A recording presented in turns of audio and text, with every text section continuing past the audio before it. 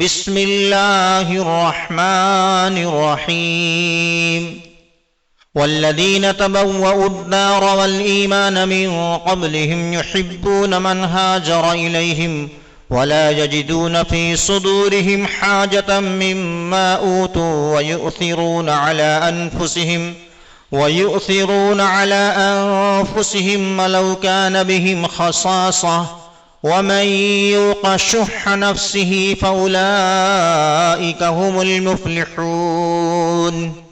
وقال النبي صلى الله عليه وسلم إنها طيبة يعني المدينة وَإِنَّهَا تَنْفِي الْخَبَثَ وَكَمَا تَنْفِي النَّارُ خَبَثَ الْفِضَّةِ متفق علیہ.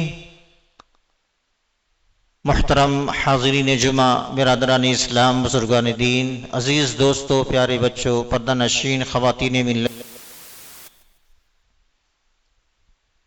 تمام قسم کی تعریفات، توصیفات، بڑائی اور بزرگی اس اللہ کے لیے لائق اور زیبا ہے جو پوری کائنات کا خالق، مالک، مربی اور پالنہار ہے. انگنت و بے شمار درود و سلام کے پھول نشاور ہوں اللہ کے بھیجے ہوئے تمام پیغمبروں پر، خصوصاً اس کے آخری نبی جناب محمد رسول اللہ صلی اللہ علیہ وسلم پر. محترم حاضرین، خواتین، حضرات، اس سے پہلے خطبہ جمعہ کے اندر فضائل مکہ کی فضائل، مکہ کے فضائل کے موضوع پر 2-3 جمعہ آپ کے سامنے خطبات پیش کیے گئے، اور میں نے وعدہ کیا تھا کہ فضائل فین، جس میں مکہ اور مدینہ یہ دونوں شامل ہیں، تو انشاءاللہ العزیز آج مدینہ کے فضائل اور اس کی فضیلتیں کیا ہیں، قرآن و حدیث میں مدینہ کی فضیلت کے تعلق سے کیا وارد ہوا ہے، اس تعلق سے کچھ باتیں میں آپ کے سامنے پیش کروں گا. اللہ سے دعا ہے کہ بار الہ مجھے قرآن و حدیث کی روشنی میں گفتگو کرنے اور آپ سبھی کو بغور سننے اور ہم سبھی کو کہی ہوئی باتوں پر عمل کرنے کی توفیق عطا فرمائے. آمین ثم آمین. رب اشرح لي صدري ويسر لي امري واحلل عقدة من لساني يفقهوا قولي. اللهم لا سهل الا ما جعلته سهلا وانت تجعل الحزن اذا شئت سهلا.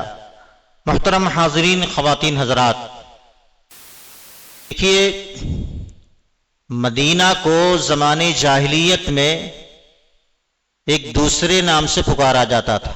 وہ نام کیا تھا؟ یثرب. یثرب قرآن مجید کے اندر آیا ہے، سورہ احزاب آیت نمبر 13 کے اندر، یا اہل یثرب لا مقام لکم. اے یثرب والو، اے مدینہ والو، تمہارا کوئی ٹھکانہ نہیں، تمہارا کوئی مقام نہیں، لہذا تم لوٹ جاؤ. یا اہل یثرب، تو اس سے پتہ چلا کہ مدینہ کا پرانا نام یثرب ہے، یا ثاربا یثرب، اور دوسرا نام مدینہ کا مدینہ منورہ ہے، مدینہ ہی ہے. اور یہ مدینہ اللہ رب العالمین نے قرآن مجید کے اندر اس کا تذکرہ فرمایا، ما کان لأہل المدینة ومن حولهم من الاعراب. آیت کے اندر اللہ رب العالمین نے لفظ المدینہ استعمال کیا.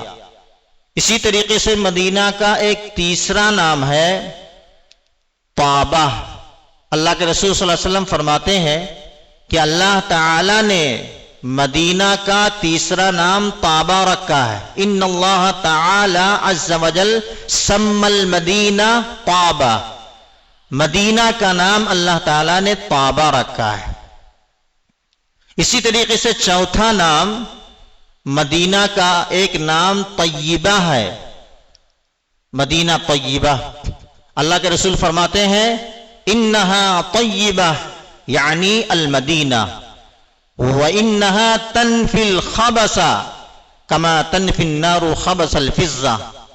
اور یہ مدینہ طیبہ یہ ناپاکی کو اسی طریقے سے چھانٹ دیتا ہے، یہ ناپاکی کو، میل کچیل کو اسی طریقے سے نکال دیتا ہے جس طریقے سے آگ یہ چاندی کو جلا کر کے اور اس کے اندر سے میل کچیل کو نکال دیتی۔ تو یہ چوتھا نام ہے۔ پانچواں نام مدینہ کا ایک اور ہے جو قرآن مجید کے اندر اللہ تعالیٰ نے آیت کریمہ کے اندر استعمال کیا ہے، سورہ حشر کے اندر۔ مدینہ کا ایک پانچواں نام ہے الدار، الدار والذین تبوؤوا الدار والایمان من قبلہم یحبون من ہاجر الیہم، اور وہ لوگ جو مہاجرین سے پہلے مدینہ منورہ کے اندر مقیم تھے، رہتے تھے۔ کون لوگ؟ یعنی انصار، مدینہ کے انصار۔ والذین تبوؤوا الدار والایمان من قبلہم، اور پہلے ایمان لا چکے تھے، یعنی مہاجرین سے پہلے ایمان لا چکے تھے یہ۔ والذین تبوؤوا الدار والایمان من قبلہم یحبون من ہاجر الیہم، جو کوئی مکہ سے ہجرت کر کے یا کہیں سے بھی ہجرت کر کے مدینہ پہنچتا تھا تو وہ اس سے محبت کرتے تھے، وہ اپنے اوپر بوجھ نہیں سمجھتے تھے بلکہ اس سے محبت کرتے تھے، یہ انصار مدینہ مہاجرین سے۔ اور جو کچھ انہیں مال فے ملتا تھا جنگ کرنے کے بعد، مال غنیمت ملتا تھا، اس کی چاہت، اس کی خواہش کچھ بھی ذرہ برابر بھی اپنے دل میں ضرورت محسوس نہیں کرتے تھے، یعنی مال غنیمت کے لیے جنگ نہیں کرتے تھے بلکہ للہ فی اللہ، خالص اللہ کی رضا کے لیے، خالص اللہ کو خوش کرنے کے لیے یہ اللہ کے راستے میں جنگ کرتے تھے۔ ہاجر الیہم ولا یجدون فی صدورہم حاجۃ مما اوتوا وَيُؤْثِرُونَ عَلَىٰ أَنفُسِهِمْ وَلَوْ كَانَ بِهِمْ خَصَاصَةٌ، اور انصار مدینہ یہ دوسروں کو اپنی ذات پر ترجیح دیتے تھے، گرچہ وہ خود فاقے سے ہوتے تھے، ضرورت مند ہوتے تھے، اس کی انہیں حاجت ہوتی تھی، لیکن اس کے باوجود پہلے اپنے بھائی کا خیال کرتے تھے، پہلے اپنے دینی بھائی کا، مومن بھائی کا خیال کرتے تھے، اس کے بعد اپنی ذات پر توجہ دیتے تھے۔ وَمَن يُوقَ شُحَّ نَفْسِهِ فَأُولَٰئِكَ هُمُ الْمُفْلِحُونَ، اور جو اپنی ذات کے حرص سے، لالچ سے، کنجوسی سے بچا لیا گیا تو وہی صحیح معنوں میں کامیاب ہے۔ اس سے پتہ چلا کہ کنجوسی اور حرص، لالچ، طمع اور بچا کر کے سینت کر کے رکھنا یہ کامیابی کی علامت نہیں ہے بلکہ اللہ کی نگاہ میں ناکامی کی علامت ہے۔ تو اس آیت کریمہ کے اندر بھی ہم دیکھیں کہ اللہ تعالیٰ نے مدینہ کو الدار کہا ہے، مدینہ کو لفظ الدار استعمال کیا ہے، اور اس آیت کریمہ کے اندر مدینہ والوں کی فضیلت بیان کی گئی ہے۔ کیا فضیلت؟ کہ جنہوں نے مکہ سے ہجرت کر کے آنے والے مہاجرین کی بڑے پرتپاک انداز میں استقبال کیا اور بہت ہی اچھے انداز میں ان کو خوش آمدید کہا، اہلاً و سہلاً مرحبا کہا، اور ان کو اپنے یہاں ٹھکانہ دیا اور انہیں اپنے گلے سے لگایا۔ مہاجرین کو آباد کرنے کے لیے انصار مدینہ کی بہت قربانیاں رہی ہیں، بہت قربانیاں رہی ہیں۔ انصار مدینہ مہاجرین کی اتنی مدد کی، اتنا سپورٹ کیا کہ ان کو اپنے پیروں پر کھڑا کیا۔ مدینہ کے بازار، مدینہ کے مارکیٹ اور مدینہ کے بزنس کا طریقہ انہیں سب کچھ بتایا، سب کچھ سکھایا، یہاں تک کہ انصار مدینہ کے پاس جو زمین جائیداد، گھر بار، نخلستان، کھجوروں کے باغات یہ سب تھے، وہ سب حصہ لگا کر کے اپنی زمین و جائیداد میں مہاجرین کو اپنا حصے دار بنا لیا، شریک بنا لیا اور ان کو اس کے اندر شریک کر لیا۔ انصار مدینہ کی ایثار و قربانی کی بے شمار مثالیں ہیں، قرآن مجید کے اندر بھی اور احادیث صحیحہ کے اندر بھی ان کے ایثار و قربانی کی جو مثالیں ہیں وہ رہتی دنیا تک یاد کی جائے گی. میں آپ کے سامنے اختصار کے ساتھ صرف 2 مثالیں ذکر. متفق علیہ روایت ہے، صحیح بخاری صحیح مسلم کے اندر روایت ہے، صحیح بخاری صحیح مسلم کے اندر روایت ہے. حضرت ابو ہریرہ رضی اللہ تعالی عنہ حدیث کے راوی ہیں. کہتے ہیں کہ ایک شخص اللہ کے رسول صلی اللہ علیہ وسلم کی خدمت میں حاضر ہوا اور بہت زیادہ بھوکا تھا. عرض کیا یا رسول اللہ میں بہت زیادہ بھوکا ہوں، میں بالکل بھوک سے پریشان ہوں، مجھے کچھ کھلائیے. تو اللہ کے رسول صلی اللہ علیہ وسلم نے سب سے پہلے اپنے گھر ازواج مطہرات کے گھر میں پتہ لگایا کہ کوئی چیز ہو تو فوراً بھیجا جائے اور انہیں کھلا دیا جائے، ان کی بھوک مٹ جائے. پتہ چلا کہ کسی گھر میں کچھ بھی نہیں ہے. اور صحیح مسلم کی روایت میں ہے کہ اللہ کے رسول صلی اللہ علیہ وسلم نے اپنی ایک بیوی کے پاس بھیجا کسی کو کہ جاؤ کوئی چیز ہو. تو وہاں گئے تو ان کی بیوی نے یہ پیغام بھیجا کہ جاؤ اللہ کے رسول صلی اللہ علیہ وسلم سے کہہ دو کہ والذی بعثک بالحق ما عندی الا ما، قسم ہے اس ذات کی جس نے آپ کو حق کے ساتھ مبعوث فرمایا، میرے پاس پانی کے سوا کچھ بھی نہیں ہے، میرے گھر میں پانی کے سوا کچھ بھی نہیں ہے کہ میں دے سکوں. اللہ کے رسول صلی اللہ علیہ وسلم کو جب یہ پتا چلا تو اللہ کے رسول اپنی دوسری بیوی کے گھر بھیجتے ہیں اور وہاں سے بھی یہی جواب ملتا ہے. یہاں تک کہ اللہ کے رسول صلی اللہ علیہ وسلم اپنی تمام ازواج مطہرات کے پاس بھیجتے ہیں کہ کہیں سے کچھ مل جائے، لیکن واپسی میں جب آتے ہیں تو جواب یہی ملتا ہے کہ کسی کے پاس کچھ بھی نہیں ہے. چنانچہ اللہ کے رسول صلی اللہ علیہ وسلم کو مجبوراً اعلان کرنا پڑتا ہے. اللہ کے رسول اعلان الا رجل یضیفہ اللیل یرحمہ اللہ، کیا کوئی آدمی ہے کہ جو آج رات اس مہمان کی مہمان نوازی کرے، اللہ اس پر رحم فرمائے گا، اللہ کی رحمت کے سائے تلے اس کی زندگی گزرے گی. صحابہ کرام خاموش ہیں، صحابہ کرام کا مجمع ہے. ایک صحابی کھڑے ہوتے ہیں، کہتے ہیں یا رسول اللہ میں اس کی ذمہ داری لیتا ہوں، آپ اس مہمان کو میرے حوالے کر دیں. اللہ کے رسول صلی اللہ علیہ وسلم اس مہمان کا ہاتھ پکڑا دیتے ہیں کہ لے جاؤ اپنے گھر اور ان کو جلدی سے کھانا کھلاؤ.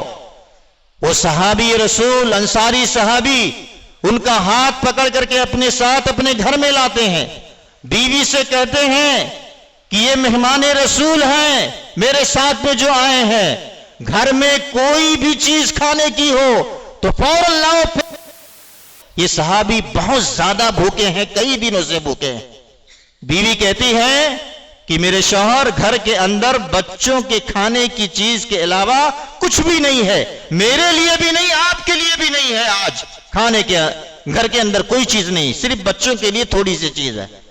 صحابی رسول انصاری صحابی کہتے ہیں کہ جہاں تک بچوں کا معاملہ ہے تو انہیں کسی طرح سے بہلا پھسلا دینا، کھانا مانگیں گے تو انہیں تھپکی مار کے سلا دینا، اور اس طرح سے ہم اور مہمان دونوں کھانا کھا لیں گے.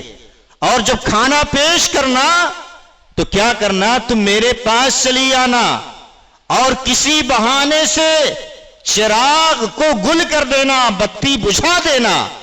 تیل کی کمی کا بہانہ بنا کر کے تیل ڈال کر کے لا رہی ہوں اور اس طرح سے اندھیرا کر دینا.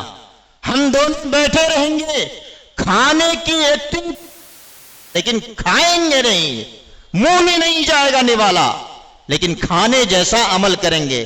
اس طرح سے مہمان رسول پیٹ بھر کر کے کھانا کھا لے گا. چنانچہ ان کی بیوی نے اور انصاری صحابی نے ایسا ہی کیا. رات گزر گئی، رات ختم ہو گئی، صبح ہوتی ہے تو صحابی رسول اللہ کے رسول صلی اللہ علیہ وسلم کی خدمت میں حاضر ہوتے ہیں اور عرض کرتے ہیں یا رسول اللہ کام ہو گیا.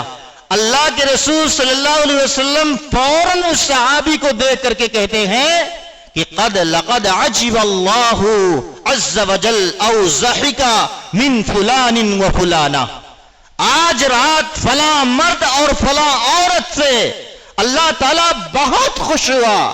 یا اللہ کے رسول صلی اللہ علیہ وسلم نے یہ فرمایا کہ آج رات اللہ تعالیٰ فلاں مرد اور فلاں عورت سے جو انہوں نے دوران اپنے مہمان کی مہمان نوازی کا جو رول ادا کیا، اللہ تعالیٰ کو ان کے اس رول پر بڑی ہنسی آئی، بہت اچھا لگا اللہ تعالیٰ کو. اس کے بعد اللہ تعالیٰ نے یہ آیت کریمہ بھی نازل فرما دی، وَيُؤْثِرُونَ عَلَىٰ أَنفُسِهِمْ وَلَوْ كَانَ بِهِمْ خَصَاصَةٌ، کہ یہ اپنی ذات پر دوسروں کو ترجیح دینے والے ہیں، گرچہ وہ خود اس کے ضرورت مند ہو، گرچہ وہ خود پیاسے ہوں، بھوکے ہوں، لیکن سب سے پہلے اپنے بھوکے بھائی کا خیال کرتے ہیں.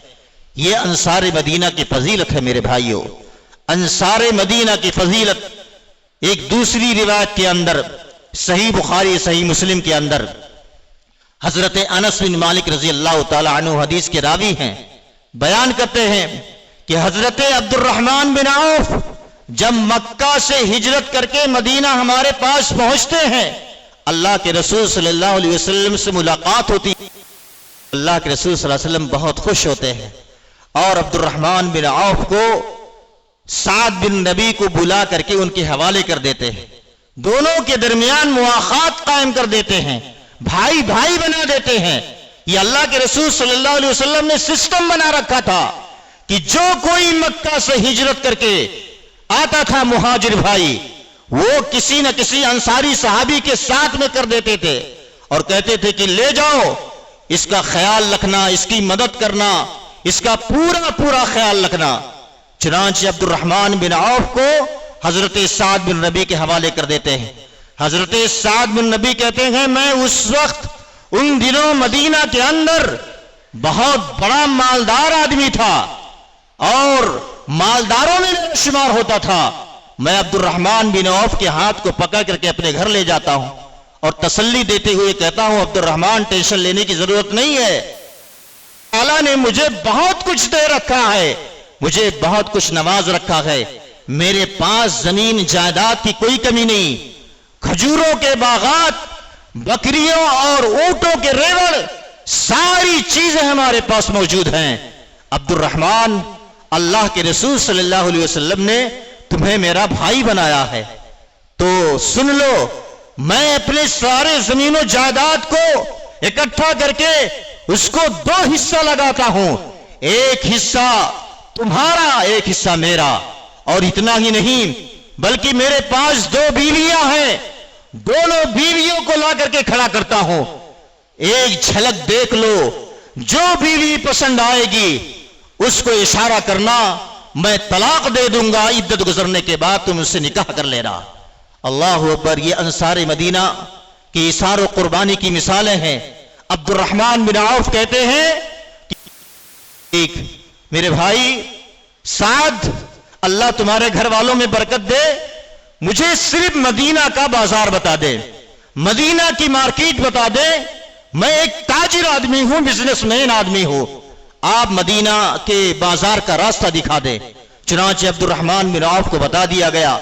گھی اور پنیر کے یہ کاروباری تھے، مدینہ کے بازار میں جا کر کے گھی اور پنیر خرید کر کے اور مدینہ کے بازار میں بیٹھ جاتے ہیں اور صبح سے شام تک دکان لگی رہتی ہے.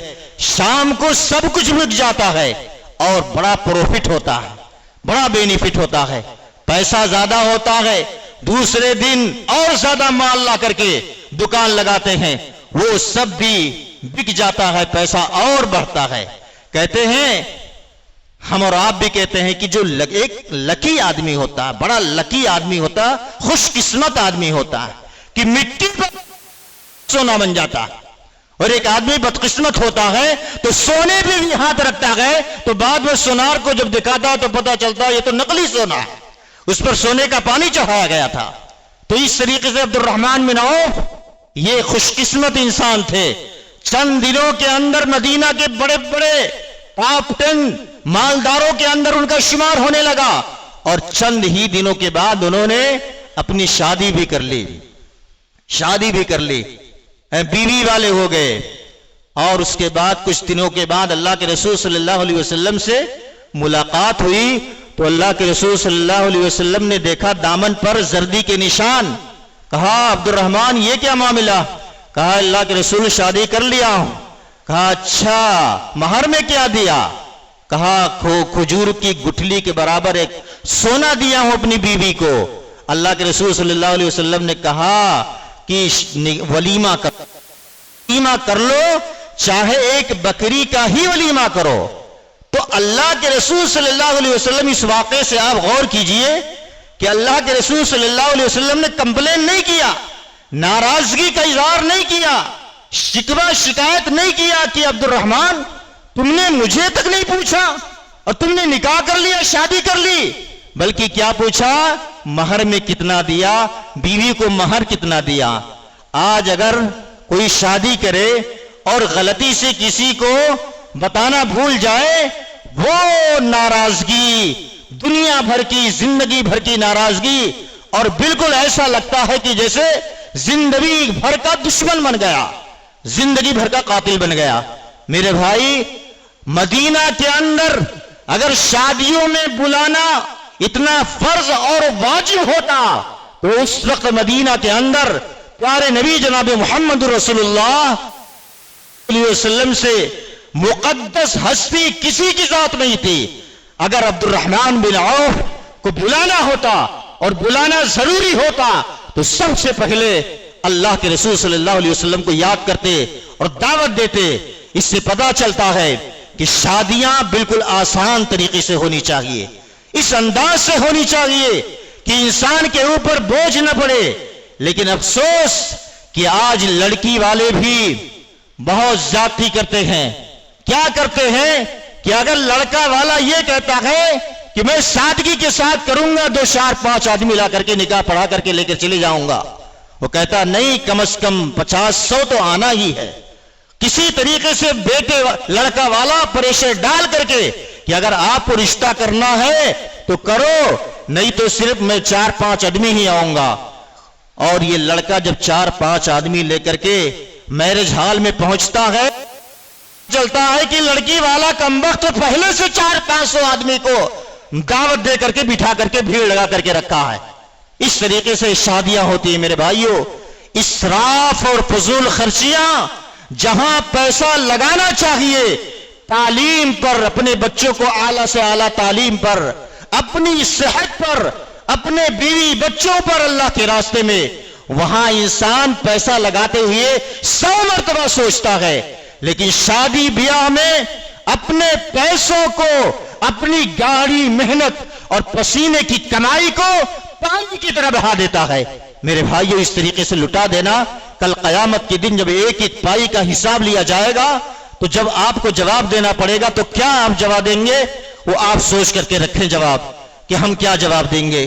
کچھ لوگ تو صرف دیکھا دیکھی میں، ناک اونچی ہونی چاہیے، میں کسی سے کم نہیں ہوں، کئی لوگوں سے قرض لے کر کے، بہت سارے لوگوں سے قرض لے کر کے، مقروض ہو کر کے، قرض کے بوجھ تلے دب کر کے، اور کچھ لوگ تو اپنی زمین اور کھیت بیچ کر کے شادیاں بڑے دھوم دھام سے کرتے ہیں. اور اس کے بعد نتیجہ کیا نکلتا ہے کہ 2 4 6 مہینہ گزرا، لڑکی میکے آئی، دوبارہ سسرال میں جانے کے لیے تیار ہی رہی، جانے کے لیے تیار ہی نہیں.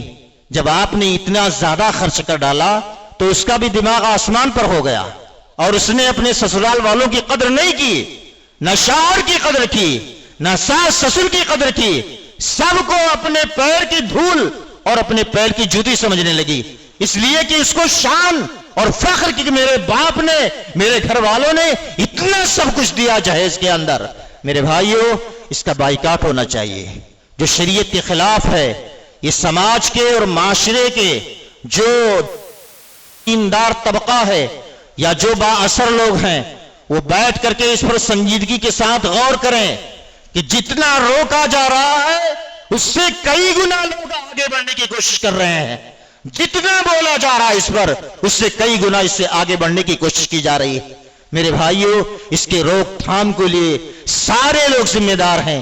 کوئی یہ نہ کہے کہ مولانا صاحب صرف ذمہ دار ہوں گے، امام صاحب صرف ذمہ دار ہوں گے. یہ تو صرف اپنے دامن کو جھاڑنا ہوگا. میرا کام ہے بتا دینا، غلط کی نشاندہی کر دینا، اچھی بات آپ تک قرآن و حدیث کی بات پہنچا دینا، عمل کرنا آپ کا کام. اللہ کے رسول صلی اللہ علیہ وسلم نے اللہ تعالیٰ نے اللہ کے رسول کو بتایا، لست علیہم بمسیطر، آپ کا کام صرف پہنچانا ہے، بتا دینا ہے. آپ دروغہ بنا کر کے نہیں بھیجے گئے ہیں. اب کرنا ہے انسان اپنا فیصلہ کر لے کہ کیا کرنا ہے، اسے اللہ کو ناراض کرنا ہے یا اللہ کو راضی کرنا ہے. میرے بھائیوں، تو اس طریقے کے مثالیں صحابہ کے دور کی ملتی ہیں. دعا کریں کہ رب العالمین ہمیں اسی طریقے کے سادگی کے ساتھ جس کی تعریف کی گئی ہے حدیث کے اندر، ان اعظم النکاح بارکۃ ایسرہ مؤونہ، کہ سب سے بہترین شادی، سب سے اچھی شادی وہ شادی ہے، وہ نکاح ہے کہ جس کے اندر کم سے کم خرچ ہو، آسانی کے ساتھ جو ہو جائے. میرے بھائیوں، جہاں خرچ کرنا چاہیے وہاں لوگ تعلیمی فیس جو 200-300 روپیہ ہے وہ دینے کے لیے تیار نہیں ہے، جبکہ اپنے بچوں کی تعلیم پر اس کو خرچ کرنا ہے، اپنے بچوں کی خوراک پر اسے خرچ کرنا ہے، اپنی صحت اور اپنے دوا علاج، اپنے ماں باپ کے دوا علاج پہ خرچ. وہاں پیسے نہیں نکلتے، وہاں پیسے نکلتے ہوئے بالکل اٹیک آنے کی نوبت آ جاتی ہے کہ سارا پیسہ تو علاج میں لگ رہا ہے، لیکن شادی بیاہ میں جتنا لگ جائے کوئی پرواہ نہیں. میرے بھائیوں، سنبھلنے کی ضرورت ہے. پیسہ بچائیے، پیسہ سیو کیجئے، پیسے کی حفاظت کیجئے، پیسے کو جائز جگہوں پر خرچ کیجئے. آج ہم دیکھ رہے ہیں مسلمان ہر جگہ پریشان ہیں، تباہی کے دہانے پر ہیں. اور آپ کی مارکیٹ دیکھیے کیسے پہلے آپ کا کاروبار تھا، آج آپ کا کاروبار کس جگہ پہنچ گیا اور کہاں تک کی نوبت آ گئی کہ بالکل یعنی ایسا لگ رہا ہے کہ کیا ہوگا کچھ سمجھ میں نہیں آ رہا ہے. اس کے باوجود شادیوں میں اتنا خرچ کرنا، اسراف کرنا، فضول خرچیاں کرنا، ناجائز جگہوں پر خرچ کرنا، اللہ صحیح سمجھ عطا فرمائے. نہیں کہ رب العالمین اللہ مارکیٹ کی حفاظت فرمائے. اللہ تعالیٰ جو کاروباری آدمی ہیں، چاہے چھوٹے ہوں، متوسط ہوں، مڈل ہو یا بڑے کاروباری ہوں، اللہ سب کی حفاظت فرمائے اور سب کو خوشحال بنائے اور سب کا کاروبار اللہ تعالیٰ بحال کرے. یہ دعا کرنے کی ضرورت ہے، یہ ہمیشہ نمازوں کے اندر دعا کرنے کی ضرورت ہے. محترم حاضرین، اسی طریقے سے پوری دنیا جانتی ہے کہ ہمارے ملک سے اور پاکستان سے یہ جنگ چھڑی ہوئی ہے. جنگ سے کسی ملک کا بھلا نہیں ہوتا، نقصان کے سوا کچھ نہیں ہوتا. ہم اپنے ملک وطن کے لیے، پیارے وطن کے لیے ہم دعا کریں کہ رب العالمین جو جنگجو ہمارے نوجوان سپاہی سرحدوں کی حفاظت، ہماری اور آپ کی حفاظت کے لیے تعینات ہیں، اپنی جان ہتھیلی پہ لے کر بات کر کے کھڑے ہوئے ہیں، اللہ ان کی حفاظت فرمائے، اللہ ان کے بچوں کی حفاظت فرمائے. اللہ تعالیٰ ان کو اور ہمت حوصلہ دے، طاقت دے. اور اللہ تعالیٰ سے دعا کریں کہ اللہ تعالیٰ یہ جنگ آگے نہ بڑھنے پائے، اللہ تعالیٰ یہ جنگ بند ہو جائے، اس لیے کہ اس میں کسی کا فائدہ نہیں ہوتا ہے. وقت ختم ہو گیا، 1 منٹ زیادہ ہو گیا، معذرت خواہ ہوں، معذرت چاہتا ہوں. اللہ تعالیٰ سے دعا کے بارے الہا ہمیں ان باتوں پر عمل کرنے کی توفیق عطا فرمائے. آمین. وآخر دعوانا ان الحمدللہ رب العالمین.